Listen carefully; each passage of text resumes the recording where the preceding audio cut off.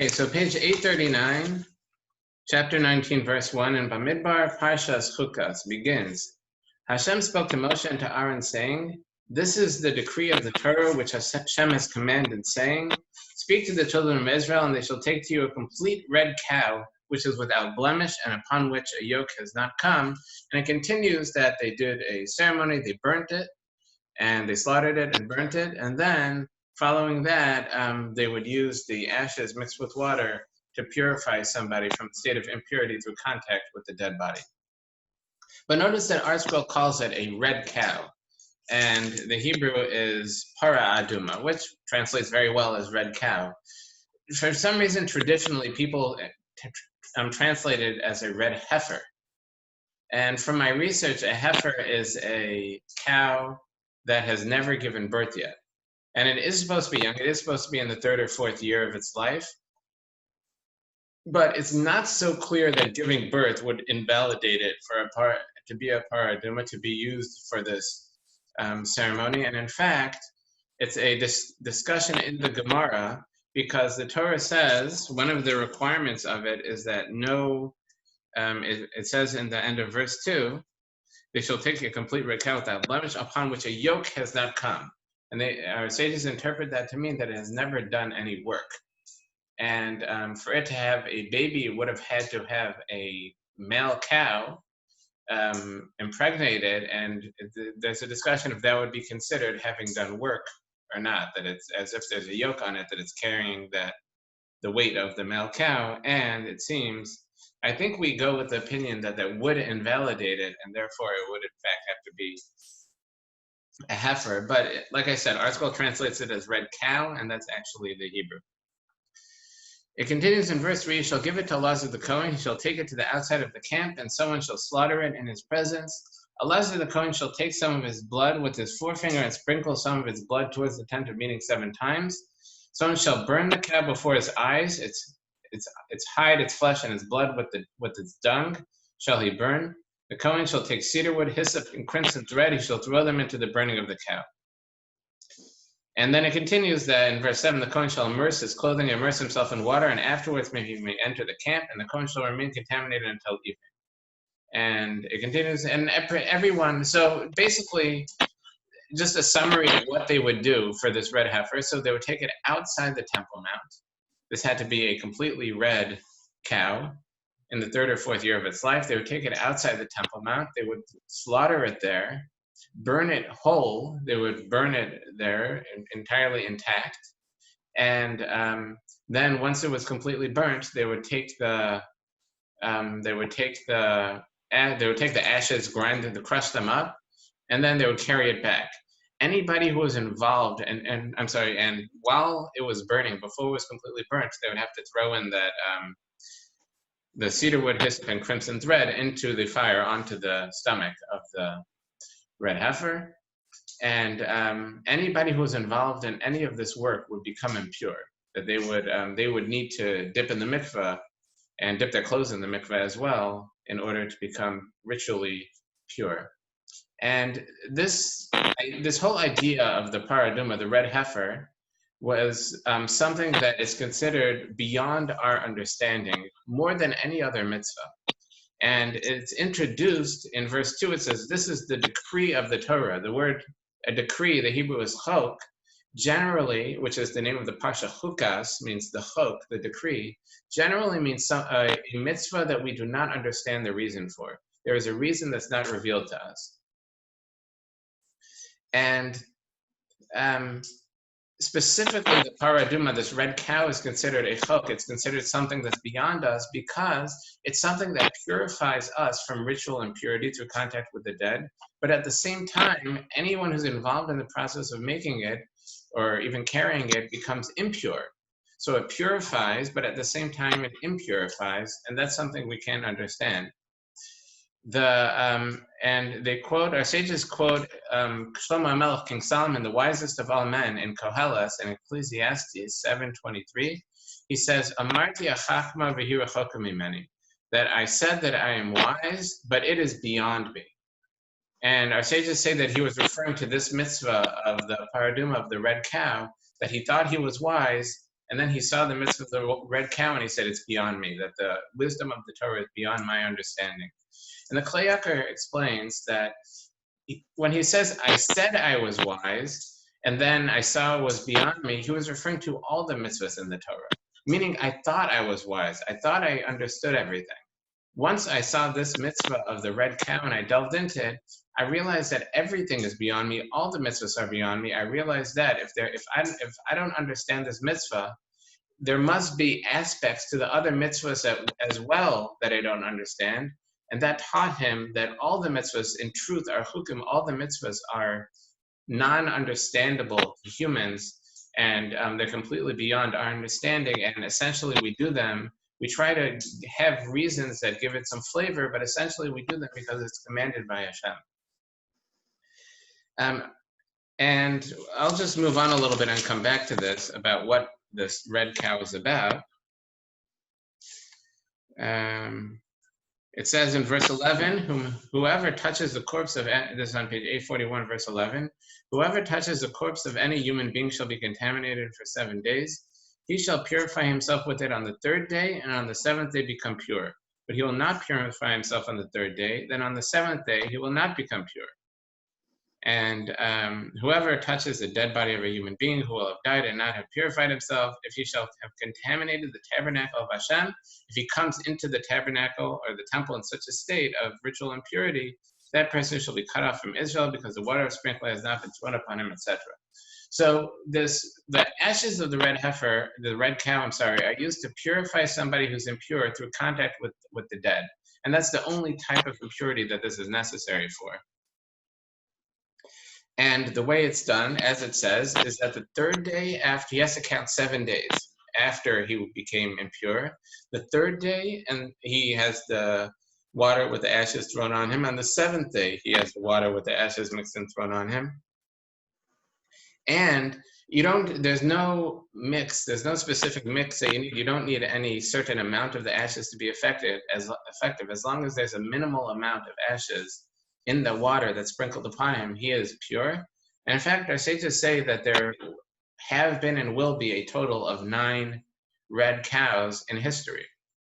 And they say that in the days of Moshe, I think Moshe made one, that this original one was in the days of Moshe. There was one in the days of Ezra, so that's one that Moshe made, or really Elazar, but one in the days of Moshe lasted all the way through to the Second Temple period. So that lasted some 700 years or so. I'm probably off by a lot there, but I'm estimating about 700 years, 800 years. And then Ezra made one, Shimon HaTzadik made one, Yochanan Kohen Gadol made one. So there were a number of them in the Second Temple period. There were the next, I think, whatever it's the next 8 when this. I'm sorry, the next 8 when the Second Temple period, up until the final one, which will be made by the Mashiach, that may come speedily in our days. I might have missed one there, but okay. Now going back a little bit, so there's a strong connection. Like I said, that we don't understand the red cow, but there is a strong connection between the red cow and impurity through contact with the dead. That's what it cures. It cures that impurity. So the Rambam says that all the laws of ritual purity and impurity are completely beyond us. He says it's not a medical idea. There's nothing medical about the ritual impurity. It's just laws that are beyond human understanding. The ritual laws that we don't understand is something from God. Whereas, and the Shemin HaTov says, though, that one way to understand it, this is a kind of a combination, but one way to understand it is that death came to the world, was first introduced to the world, I should say, when Adam and Chava, Adam and Eve, sinned by eating from the tree of good and evil, the Eitz Hadas, the tree of knowledge. And after that, it was decreed death upon them. And what exactly was their sin? How were they convinced to eat it? The serpent told them that if they eat from the tree of good and evil, so they'll be Yodea Tovara, they'll have knowledge, they'll know good and bad. And that's convinced them to eat from it. That idea of knowing and understanding good and evil convinced them to eat from the tree, and that's what introduced death to the world. So the cure for that, what's the cure for contact with death? The cure for that sin is following the word of Hashem without any knowledge, without any understanding, without understanding what's the good, what's the evil. Just this is what God said, that's what I do. So the cure for death or contact with death is a chok, is a law that we don't understand. Just saying, I don't understand everything, I don't understand this, but I'll do it to but I'll do it just to, because that's what God commands. Okay, and then it continues in verse 14. It says, this is the teaching regarding a man who would die in a tent. Anything that enters the tent and anything that is in the tent shall be contaminated for 7 days. Any open vessel that has no cover fastened is contaminated, etc. And this is and then it goes that someone who could become contaminated through that as well has to go through this process of becoming purified through the ashes of the red cow. One second, I'm going to mute everybody. Okay, so this is introduced once again. This is the teaching regarding a man who would die in a tent. A tent is not, we say it's lav dafka. It's not specifically, it's not limited to a tent. It means anything that has anything that has a roof over it, that's one hand's breadth removed from it, and a hand's breadth in dimension, a hand's breadth by a hand's breadth, which is about, a hand's breadth is from here to here, from one side of the hand to the other, which is about 4 inches.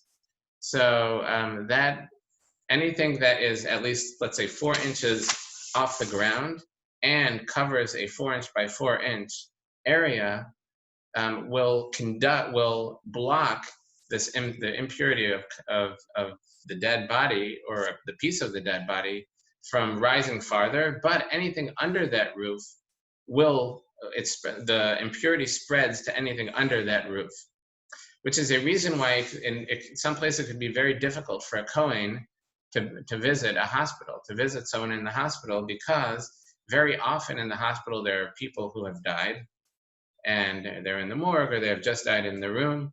And since the hospital, there's roofs, and there are roofs in the hospital, it's not open to the sky. And so if the Kohen is under the same roof as a dead body, so that conducts, and anything under that roof is filled with impurity, which is prohibited to Kohen. So obviously, if a Kohen needs to go to the hospital for something that could save his life, he has to. But and in the hospitals outside Israel, he doesn't have to worry that a Jew who died happened to be there. In Israel, they have to very often they design the hospitals in a way that it wouldn't be an issue, and that the morgue may be even separate, be considered halachically a separate building from the rest of the hospital, so Kohen could go in. But where this really comes up, it really becomes a difficulty, is for a Kohen to fly in an airplane to Israel, because it's considered meritorious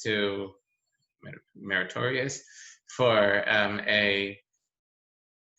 for someone to be buried in Israel. It's something that people value, is that they're buried in Israel. So a large percentage of the airplanes flying to Israel have Jewish bodies inside.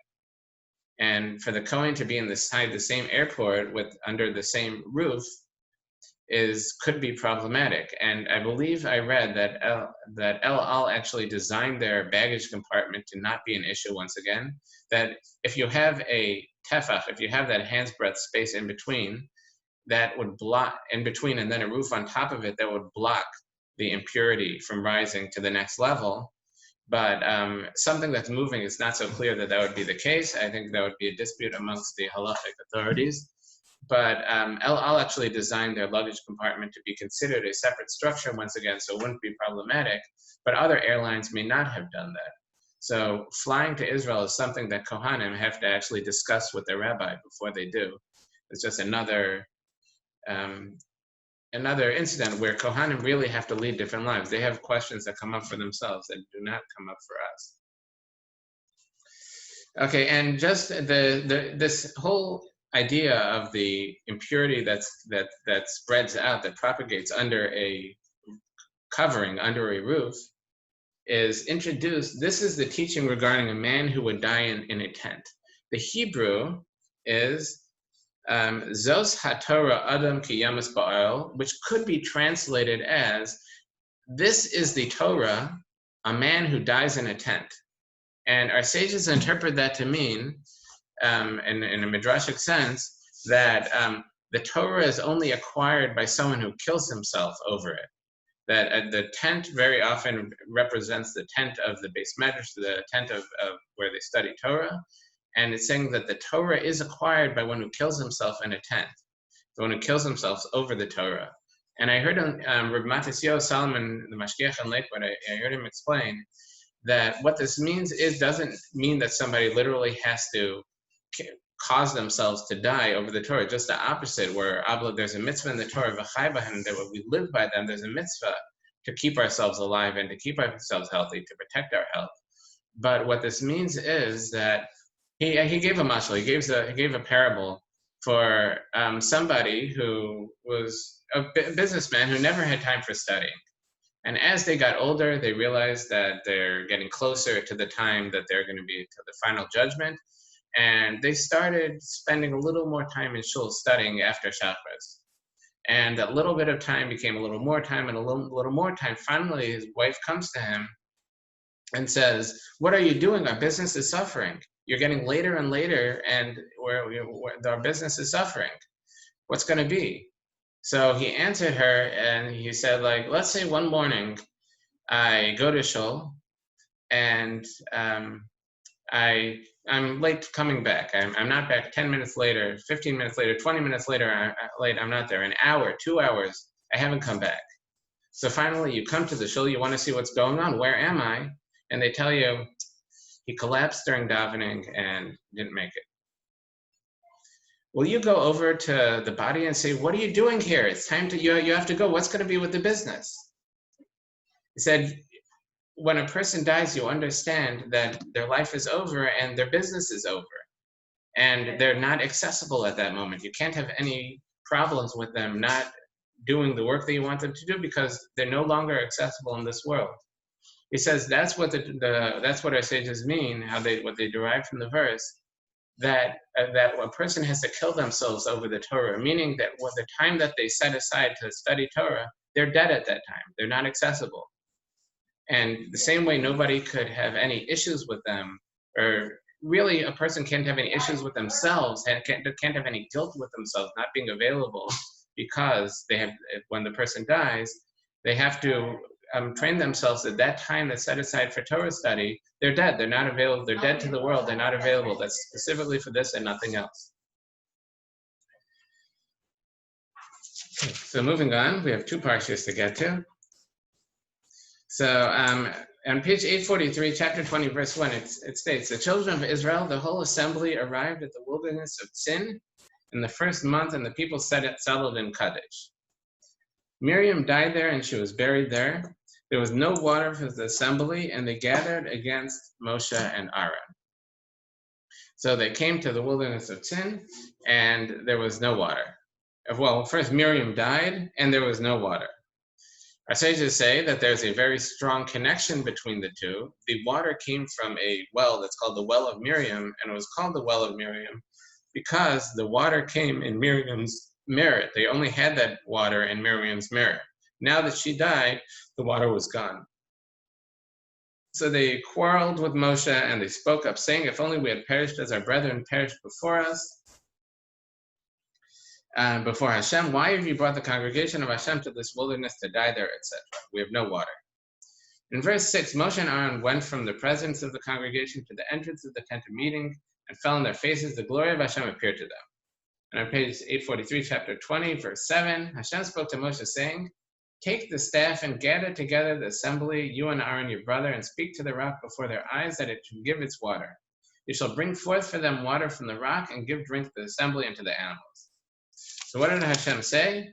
Take the staff, get everybody together, and speak to the rock, and you should bring forth water through that.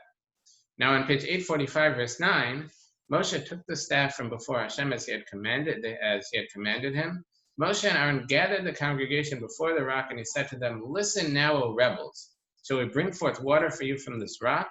Then Moshe raised his arm and struck the rock with his staff twice. Abundant water came forth, and the assembly and their animals drank. Now Hashem said to Moshe and Aaron, "Because you did not believe in me to sanctify me in the eyes of the children of Israel, therefore you will not bring this congregation to the land that I have given them. There the waters of strife where the children of Israel contended with Hashem, and he was sanctified through them." The commentaries struggle to explain what is it that Moshe did wrong. Rashi said, which may be the most obvious that jumps out from you looking at the verses, is that Hashem never actually told Moshe to hit the rock. Hashem said to take the stick and you should speak to the rock. So if he spoke to the rock or spoke about the rock, and how the Ramban understands it, Aleph means about the rock. He spoke about the rock. He's not acting on the rock in any way. It's more of a proof that this is something happening by God, and it's not a natural occurrence. It's not like he's opening a plug, somehow knocking off a plug with a stick that's letting the water out. There are many of the other commentators. The Ramban disagrees with this very strongly. He's saying Hashem told him to take the stick. What's he taking the stick if not to hit it? Especially since earlier, let's see if I look down where it is. I don't think I did. But earlier, I think it's in Parsha's Beshalach, where they didn't have water. So there also, Hashem told him to hit a rock. And there it specifically told him to hit a rock. You got it. So on page 391, Parshas Beshalach, this is chapter 17, verse 5. It says,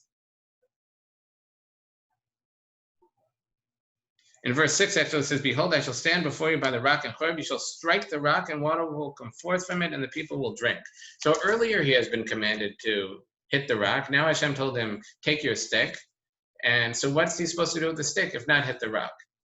So I don't think the Chizkuni is coming to answer the Ramban's question on Rashi, but the Chizkuni does say that way, something that would perhaps answer this, is that if you look carefully in verse 8, this is back in 8:43 where Hashem commanded him, it says, take the staff. It doesn't say take a staff, take your stick. It says take the staff. It's called a hey idea. It's the definite, I don't remember. Okay, my English is, I lost my English. The definite article. You take the staff. And what's the staff that he's referring to? So the Chizkuni says it's referring to the staff that we saw in last week's Parsha, in Parsha's Korach, where one of the tests they did to prove that Aaron was the one who was chosen to be the Kohen Gadol, to be the head Kohen, is that they had a staff for each of the leaders of the tribes of Israel, and one staff for Aaron for the tribe of Levi. And they left those staffs in the Holy of Holies, and the next morning, Aaron's staff came out where it had sprouted shoots and leaves and almonds. And it blossomed and sprouted almonds. And Hashem told them to save that staff. And this is back on page 831. I'm jumping around a little bit. So in verse 25 there, chapter 17, verse 25, it says, Hashem said to Moshe, bring back the staff of Aaron before the testimony as a safekeeping, as a sign for rebellious ones. Let their complaints cease from before me that they not die. That he says that staff was a sign for the rebellious ones. Here, where Moshe said to them, listen now, O rebels, that's prime time for that staff. He has rebels. The staff is to show rebellious ones. That's what Hashem wanted him to take the staff for. The staff was to show the rebels, and it was specifically, and as I said from the Ramban, that he was supposed to speak about the rock, and what he was supposed to say, according to this Chizkuni, is, look at this stick. This stick was a dry piece of wood, detached from the ground. It's just a dry piece of wood, and it was able to sprout shoots and leaves and blossom and have almonds grow from it. It had something that usually needs, it became moist again. It became living again. So if Hashem could do that, Hashem could surely bring water from a rock. And then the water would come from the rock and everyone would be, whoa, and that would quiet the rebels. But that's not what happened. Instead, he hit the rock, which he was not supposed to do. The Rush, which I actually saw, the Rush, Rabbeinu Asher says this, the Ramban quotes it from the Rabbeinu Hananel. So they say that the mistake of Moshe, what was his mistake?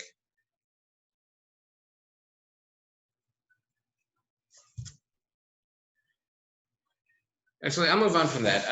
I don't have much time.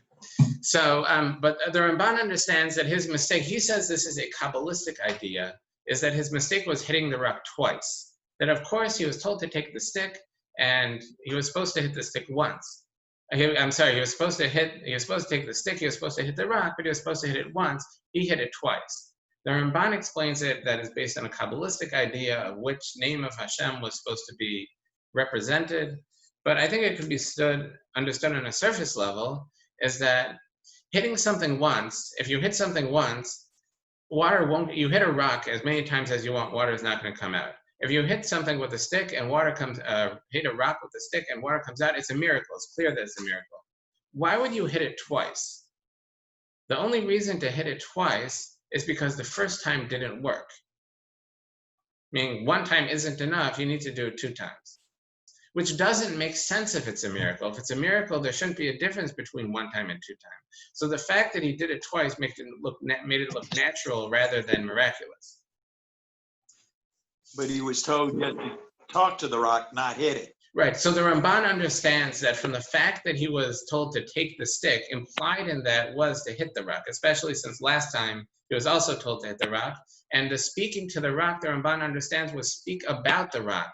Meaning that stand there with a stick, speak about it, say that the same way that Hashem could bring water could bring a stick back to life, Hashem could bring water from a rock, and then he would hit it and water would come out.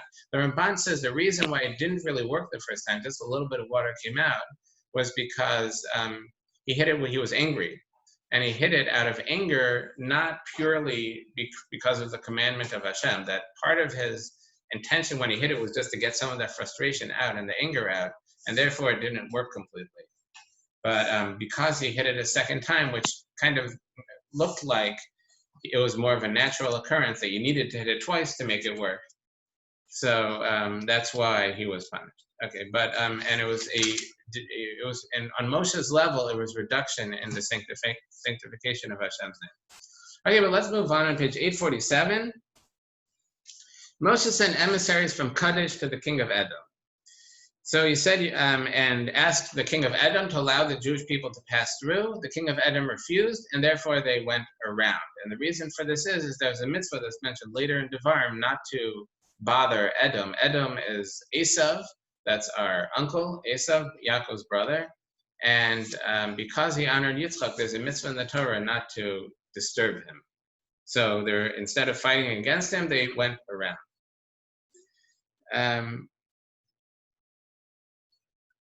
Where am I? Now, then Aaron died? Or did I miss something? Okay, then it says that Moshe was commanded to bring Aaron up the Har HaHar, the mountain, one mountain on top of another mountain. And that's what he did. He took the vestments, the Kohen Gadol garments off Aaron, put them on Elazar, and Aaron died there. And the people mourned. Then on page 849, chapter 21, it says, the Canaanite king of Arad, who dwelled in the south, heard that Israel had come by the route of the spies, and he warred against Israel and took it captive from it. Israel made a vow to Hashem and said, if he will deliver this people into my hand, I will consecrate their cities. Hashem heard the voice of Israel. He delivered the Canaanite, and it consecrated them and their cities. It named the place Charma. So Rashi understands, he brings a medrash, that these weren't actually Canaanites. They were actually Amalekites, disguised as Canaanites, because it says earlier that the Amalekites were in the south of Eretz Yisrael, and they attacked and disguised themselves as Canaanites so the Jewish people would pray to be saved from the Canaanites, and the prayer wouldn't work because they prayed for the wrong thing. But instead, their prayer was, save us from this nation, therefore it worked, and they were saved. Most of the commentaries understand it literally, though, that these were Canaanites, and they're bothered by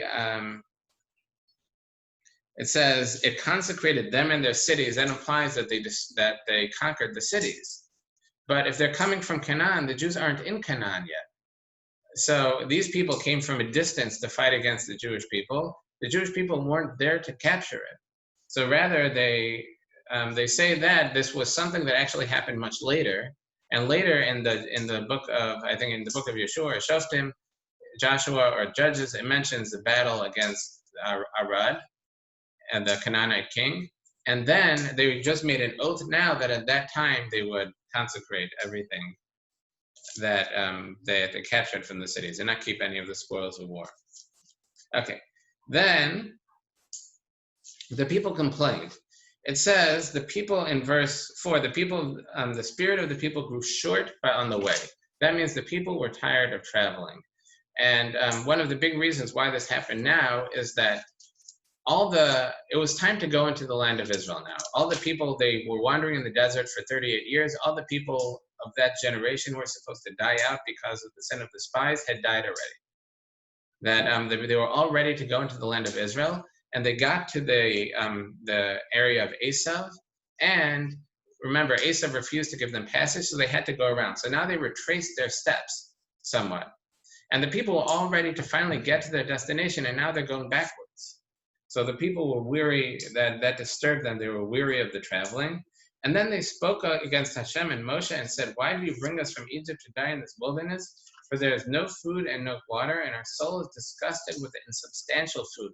They're disgusted by the man. How could they be disgusted by the man? It was the perfect food, gave them nutrition, tasted like whatever they wanted. So Rashi actually says that their disgust with the man was because it was the perfect food and a purely spiritual food. It gave them everything they needed, nothing more, nothing less, and they never had to expel the food. They never had to get rid of it because there was no waste. So they never had to defecate.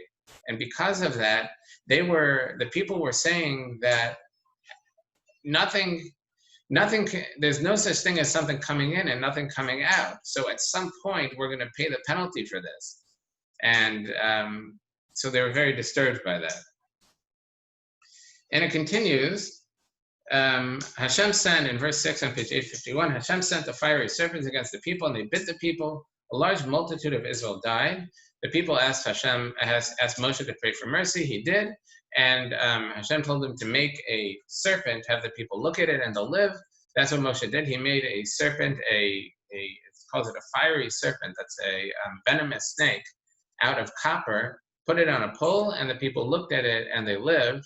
And the Gemara in Rosh Hashanah says that it's not looking at a snake doesn't help someone one way or the other. Rather, it was by looking up.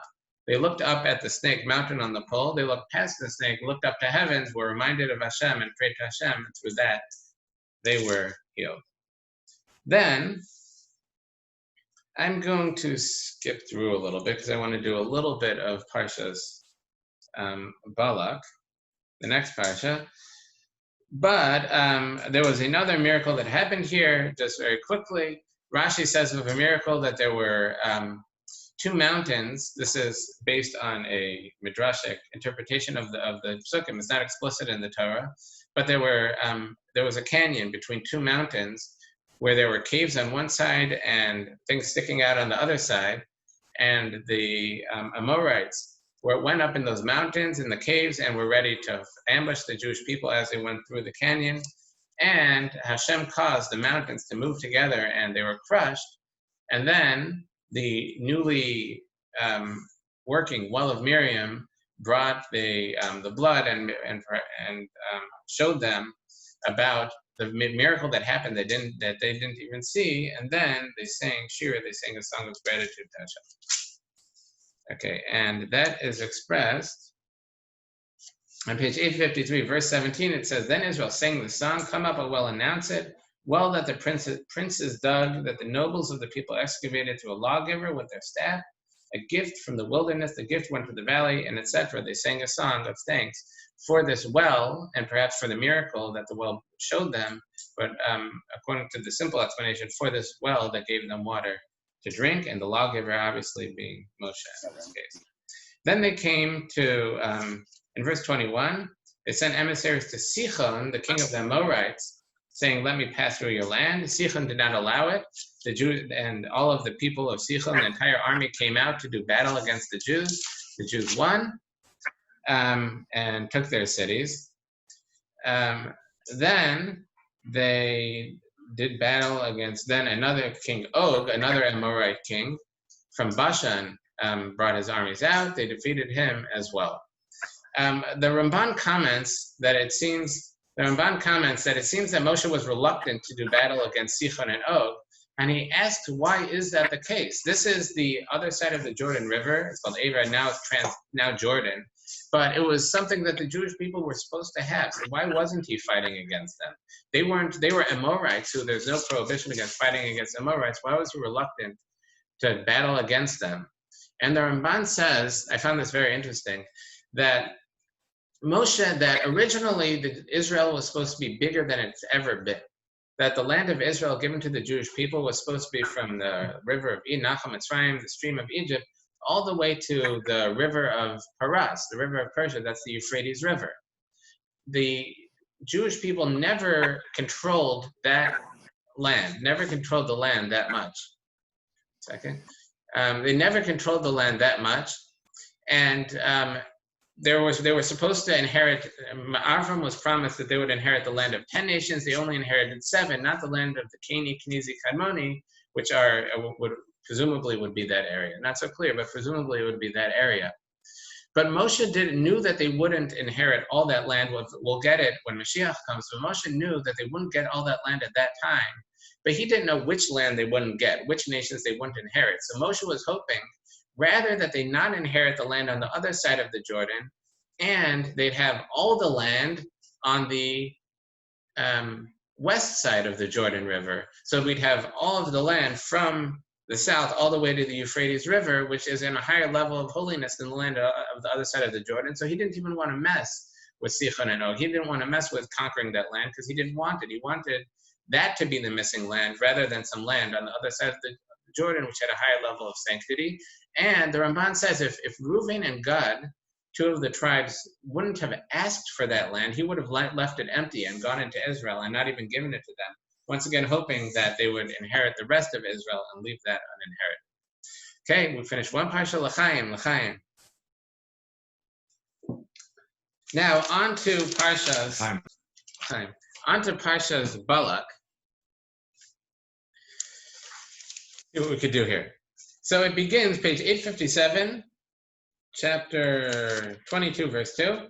Balak son of Tzipor saw all that Israel had done to the Amorite. Moab became very frightened of the people because it was numerous, and Moab was disgusted in the face of the children of Israel. Moab said to the elders of Midian, now the congregation will look up our entire surroundings as an ox looks up the greenery of the field. Balak the son of Tzipor was king of Moab at that time.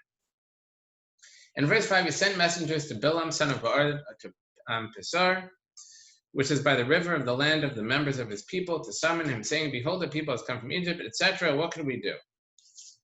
And in verse 7, the elders of Moab and the elders of Midian went. Okay, I'll get back to that.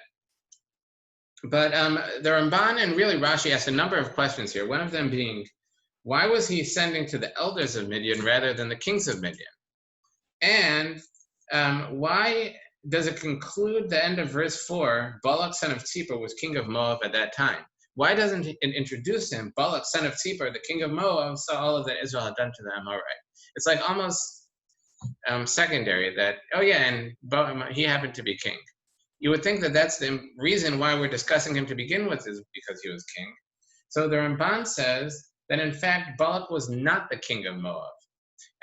He didn't start out being the king of Moab. But Moab was frightened that they would be conquered by the children of Israel. So they sent messengers to the elders of Midian. The reason why they sent to the elders of Midian was because Moshe had lived in Midian. Moshe, the leader of the Jewish people, over 40 years, about 40 years before, had lived in Midian. He married Yisro's daughter in Midian. And because of that, the elders of Midian, the old people in Midian, would remember Moshe, and they would maybe have some insight into who Moshe was, what his personality was, and how they could defeat him. And one of the so they advised to get Bilam, but they also advised to have a king. They said, like, at this time of emergency, you need a strong central leader. You need a king. And therefore, they coronated Balak as their king. Balak, son of Tzipor, was king of Moab at that time. Literally, at that time was when he became king. Okay, and that was their advice. So once again, in verse 5, he sent messages to Bilam and told him what's going on. And he said, why am I sending to you? For I know that whomever you bless is blessed, whoever you curse is accursed. And it's something that I skipped over in last week's Parsha. This is a Rashi in last week's Parsha, is that the land of Sichon and Og wasn't originally Amorite land. It was actually Moabite land. It was land that the Amori conquered from the Moabites, which is why the Jews were able to conquer it. But that's secondary. And it says that the Amorites actually hired Bilam. The Amorites hired Bilam to curse the Moabites to enable them to conquer it, and that's so it's happened before that Bilam was somebody who allowed one nation to conquer another nation. But it says in verse 7, still page 857, the elders of Moab and the elders of Midian went with charms in their hands. They brought all the magical equipment that Bilam could possibly need and spoke to him. And he said, spend the night here and I shall give you responses. Hashem shall speak to me. And in verse 9, on page 859, God came to Bilam and said, who are these men with you? Bilam said to Hashem, Balak, son of Tzipor, king of Moab, sent me. Behold, the people coming out of Egypt has covered the surface of the earth. Now go and curse it for me. Perhaps I will be able to make war against it and drive it away. And Hashem said to Bilam, you shall not go with them. You shall not curse the people, for it is blessed. It's a blessed people. You cannot curse them. And then Bilam arose in the morning and said, go to your land. Hashem refused to let me go with you. And our sages say, what's this? Hashem refused to let me go with you, not just Hashem refused to let me go. He was implying to them that Hashem would have let them go with other people, but they weren't. But because these people weren't distinguished enough, Hashem had such respect for him that he felt it would be disrespectful to Bilam to go with these people, Bilam being an extremely arrogant fellow. So then it says in verse 14, the officers of Moab arose, came to Balak, and then Balak sent higher ranking officers.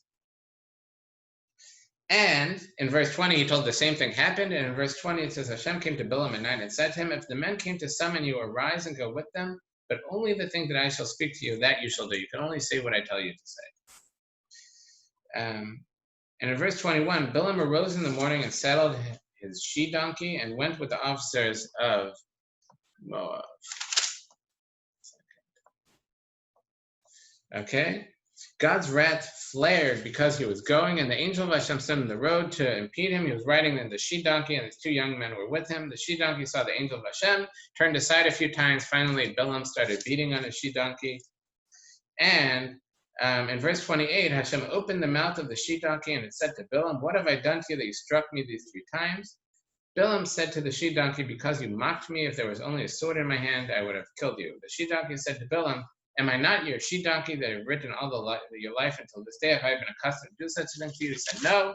Then Bilam was able to see the angel, and he bowed his head, and he asked why.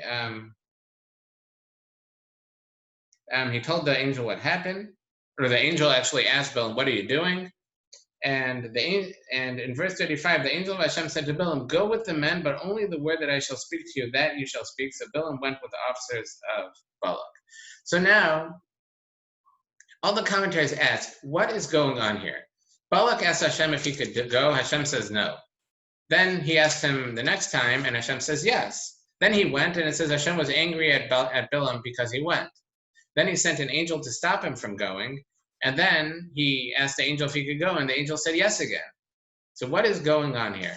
So Reb Shimon Schwab explains that when Hashem told him that he could go, Hashem said, if the men come, this is in verse 20, if the men come to summon you, arise and go with them.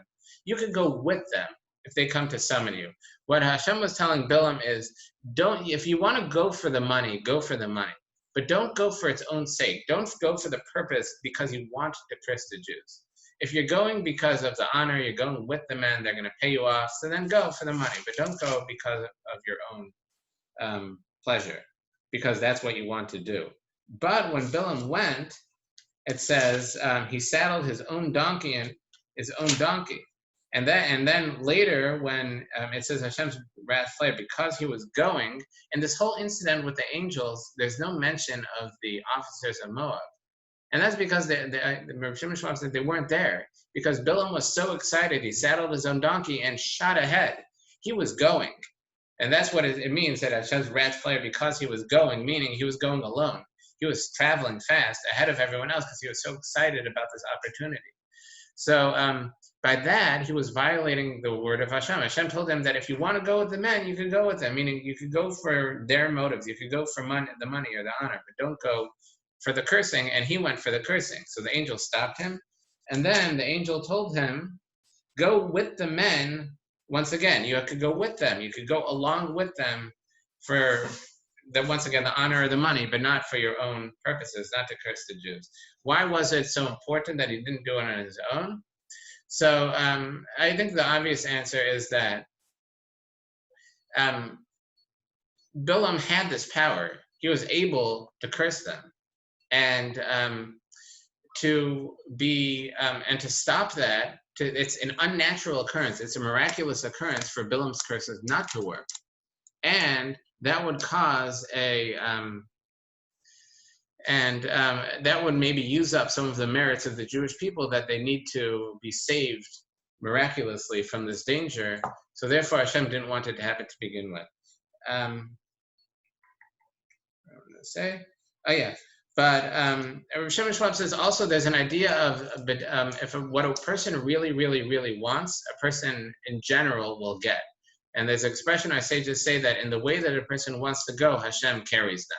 That when a person really wants something and they want to go in a certain direction, Hashem allows them to go in that direction. So once again, it would be miraculous to stop him from that momentum, from going where he wants to go, so he shouldn't be going to want to do it. Okay, and why is it, okay, and I'll continue. Let's just get a little bit more of what happened.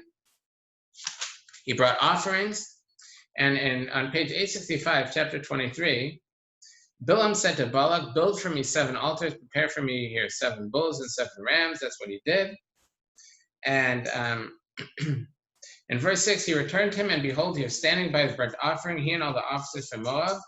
He declaimed his parable and said, this is on page 865, this is the first prophecy of Bilam. When he attempted to curse the Jewish people, he said, from Aram, Balak, king of Moab, led me from the mountains to the east. Come curse Jacob for me. Come bring anger upon Israel. How can I curse? God is now cursed. How can I anger? God is not angry.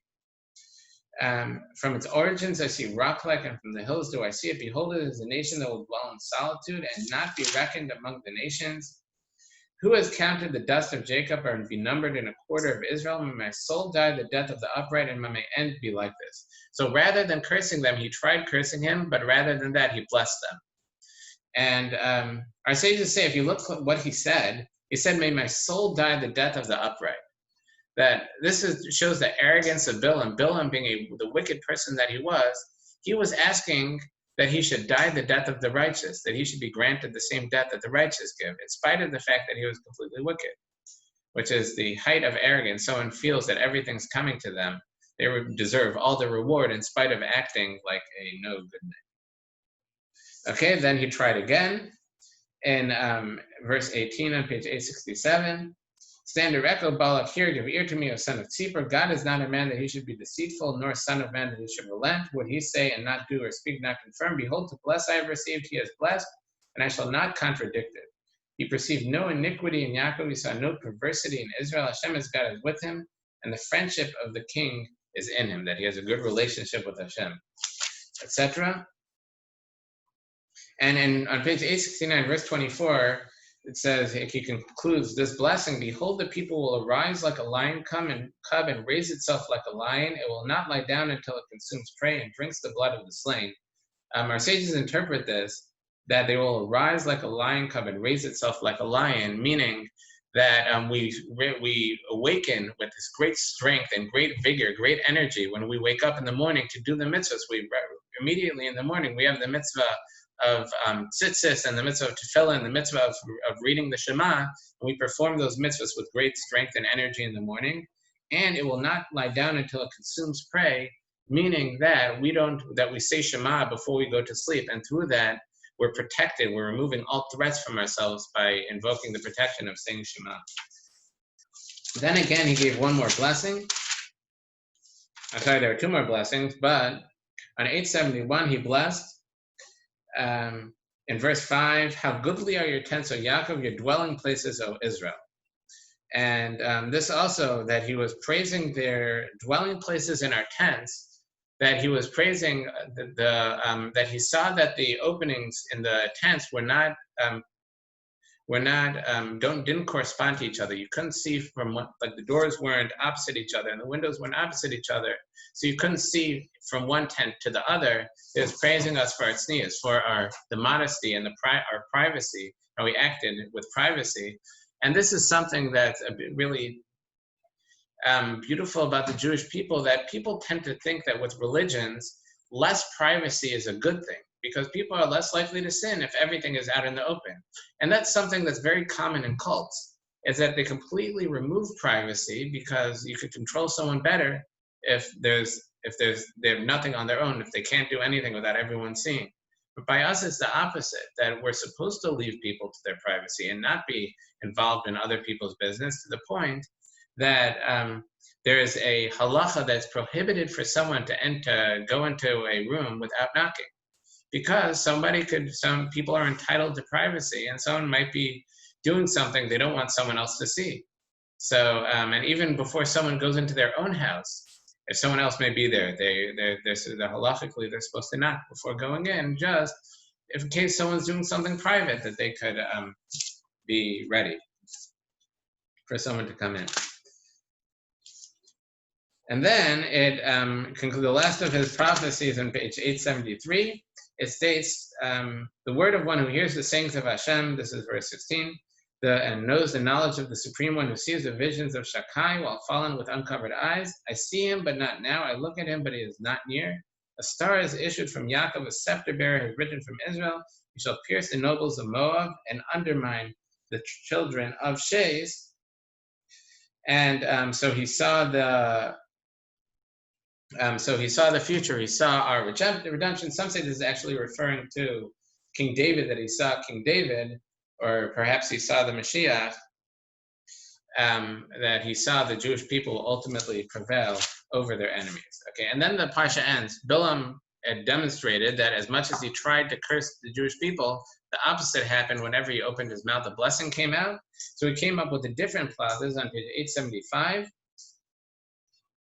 That he advised the Moabites to send their daughters to try to seduce the Jewish people, and through that cause them to worship idols, and that's in fact what happened. And it says in verse 2, they invited the people to the feast of their gods. This is, it began, I should go earlier. Israel settled in Shittim. The people began to commit harlotry with the daughters of Moab. They invited the people to the feast of their gods. The people ate, prostrated themselves to their gods. Israel became attached to Baal Pa'ar, the deity, and the wrath of Hashem flared against Israel. Hashem said to Moshe, take the leaders of the people, hang them before Hashem against the sun, and the flaring wrath of Hashem will withdraw from Israel. And Moshe said to the judges of Israel, let each man kill his men who are attached to Baal Pa'ar. And behold, a man of the children of Israel, this was Zimri, who was one of the leaders of the tribe of Shimon, an important man from Shimon, and he brought a Midianite woman to his brothers in sight of Moshe and in sight of the entire assembly of the children of Israel. He did this in public as a public demonstration of solidarity with the sinners and in rebellion against Moshe. So in verse 7, Pinchas, son of Elazar, son of Aaron the Kohen, saw. He stood up from among the assembly and took a spear in his hand.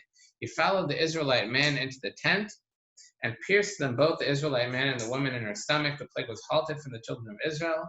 And by this act of heroism, he put his life in danger because he was killing an important person for the tribe of Shimon. He didn't worry about any outside danger. That halted the plague from the children of Israel, and those who died in the plague were 24,000 people died in this plague as a result of this sin. So even though Bilam wasn't able to curse the Jewish people, he still gave advice that turned out tragic for the Jewish people.